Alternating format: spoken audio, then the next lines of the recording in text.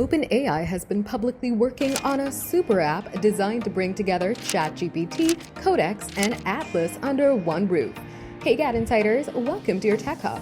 OpenAI has already laid its groundwork, and now it's taking its biggest step with the release of ChatGPT Work, which is described as something of a general-purpose productivity agent.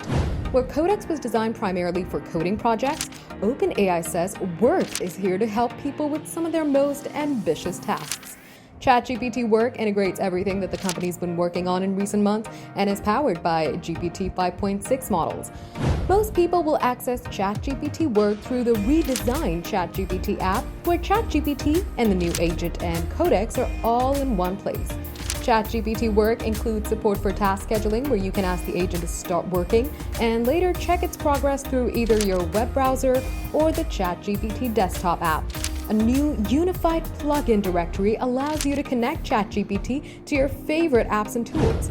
When you're writing a prompt, you can type followed by the name of the app you want ChatGPT to either use or pull context from to complete your request. The redesigned ChatGPT desktop app also includes a built-in browser, and the chatbot can also generate web apps through a feature called Sites. Alongside with ChatGPT Work, the company says it plans to discontinue Atlas on August 9th. OpenAI has already rolled out ChatGPT Work, and even free accounts can try out the new agent through the ChatGPT desktop app available on Mac and Windows. Meanwhile, Plus and Pro subscribers can use ChatGPT Work through ChatGPT's web client along with the desktop app. For more updates, subscribe to GadInsider, like and share the video, and don't forget to press the bell icon so you never miss any update.